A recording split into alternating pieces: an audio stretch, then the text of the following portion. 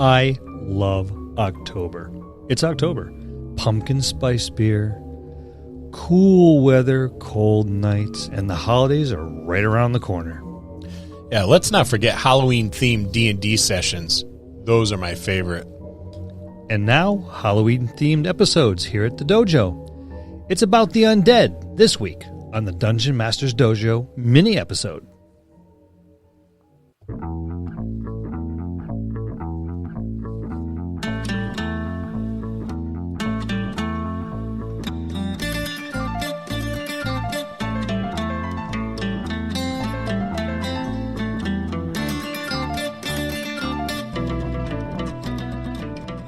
Hello, and welcome to another episode of the Dungeon Master's Dojo podcast. This is a show for game masters, as well as experienced and new players alike. We hope to bring you the tools needed to not only be a great GM, but to help you develop as a player. I'm your host, Louis Aponte. Our stars of the show are Scott Labby and Bill Robotile. Let's enter the dojo and see what both Bill and Scott have in store for us today. Bill, Scott, how you guys doing this evening? Not bad. Louis is up to our workload because now apparently we're doing these mini episodes in October, so he is quite the slave driver. He's horrible. He's horrible. He yells and scolds at us constantly. Yeah. I'm going to get this whip out next. Yeah, he hits us. We're not safe. Contact the authorities. Well, today we're talking about the undead. What's to know about them anyway? They are dead. And they're horrible at dance parties. Yes. End of episode. Roll credits. Let's get serious, guys. Don't make the great pumpkin come see you. Yeah, a lot to know. A lot to know. So one of the big things is let's not be negligent when we're discussing our friends the undead. They are just as complex an organism as you or I, as the animals that crawl the earth or swim in the seas. They too have physiology and inner workings, those things that make them tick. That's beautiful. It is. What makes these creatures fascinating is that when kept in good health, a term which is somewhat strange sounding when you used in relation to the creature that is dead yet alive, they can live for thousands of years. The undead have no metabolism. They are animated by negative magical energies. Their internal organs serve no function, as they do for you or I. What is strange is that this negative energy that animates the undead is dependent on the undead's ability to feed. You see, the undead must feed, in some but not all cases, to continue to access negative energy that animates them. So what similarities, if any, do undead have to living creatures? You might be surprised. Like cold-blooded creatures, snakes, and others of their kind, the undead are unable to produce their own heat and thus are dependent on the environment for warmth. This is not to say that they are cold-blooded like a snake. They are far from that. For unlike the snake, the undead are not harmed by changes in temperature. They are not cold-blooded. In fact, undead are mostly bloodless. So what do they eat? Some don't eat anything at all, for there is no need to. Some undead will go for centuries without encountering a single living thing and be perfectly fine, while still others require flesh for energy. That is, it's not disturbing enough that some dead require the life energy of living things. There are some undead that do not require any food at all, but choose to eat.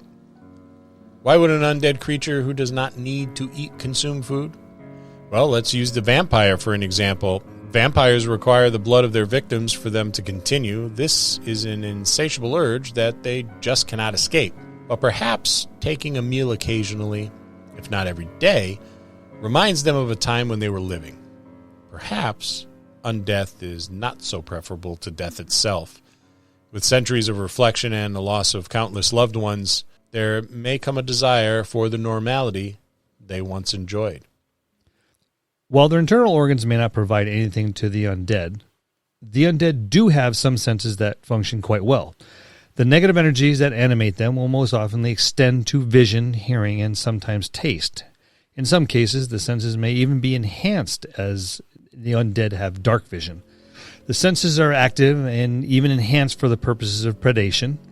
Without these senses functioning correctly, the undead would have no means for finding their prey. The undead will smell and taste much like their human counterparts and much like they did in life. What is interesting, though, is that the sensory organs are necessary for the senses to function. So, for example, if an undead lost their eyes, they will also lose their sight. And undead that loses their tongue would lose their sense of taste. What are those undead, such as skeletons, that have neither eyes nor a tongue? They are simply aware of the presence of others. They cannot see, taste, or hear. Let's go over the reproduction. We always go there, Bill. No matter what we do, we're always talking about dangly bits and the whatnot. Yes. So the undead's twig and berries, I guess. Another similarity is that the undead had to living is that they can produce. Yes, you heard me correctly. They can reproduce, although their means for doing so is not quite dissimilar from how you or I engage in reproduction. There are numerous varieties of undead that can cause their victims to rise from the dead much in the same way they did themselves, thereby creating new undead creatures. Some still have the ability to create what can be best described as spawn, a lesser variety of undead than the one that created them. One of the best cases of such propagation is the creation of a vampire. The manner of reproduction has been described by some as very similar to a disease, not entirely dissimilar from lycanthropy. Of course, such a disease is not easily cured by the town physician, and holy means are usually necessary. When a child of any species is born, it goes through its various stages of development until it reaches maturity, and, still beyond maturity, it continues to develop and change throughout its lifespan. This is not the case with undead. In most cases, the undead are changeless. They continue in the same fashion that they had always continued in until they are killed for good this time. Depending on the variety of undead, they may, over the course of countless centuries, find a way to grow in strength and power, but they will never change or grow as you or I will. Their experiences will not mold them as ours do. Essentially, they remain changeless forever. All right, how about psychology? Very few undead have psychology to speak of. Many do not even have sentience. They merely respond to the stimuli or to commands of their master. The undead simply exist. They do not live as you or I. They have no goals, no aims, or desires. Every year is the same, and there is no forward thinking. The undead do not possess compassion. They cannot be reasoned with. Their minds do not operate in the same as yours or mine. It is said that compassion is a choice. When we act in a compassionate fashion towards another, we have made a choice to do so. The undead have no choice, not even the intelligent ones. The reason for this is unclear, but many speculate that the creation of an undead creature, such as a vampire, stems from the inherent evil and traumatic act. This evil imprints itself upon the individual and changes them, almost making them a template of the creature that turned them. This is not to say that they are not unaware of their terrible acts. Most intelligent undead remember their previous life. They are well aware of how terrible their actions are, but they commit them anyways. That kind of paints them as a tragic figure. And it should. There are a creature that is being driven by negative energy, and more often than not because of their own choice. Yeah, and that's a really good point. And I think that's something that makes for a very compelling story if your campaign, or even a portion of your campaign, has you dealing with undead. I mean, it seems almost a waste of a good storyline, to just make them, okay, it's an undead. Yeah, don't treat them as fodder, treat them as a victim. Yeah. Well, if you think about it, some of your greatest undead, they're all come from tragic stories. Absolutely. Lord Soth? Yeah. His story, it's very very Shakespearean. Yes. And Strahd too Strahd is another one. Another one.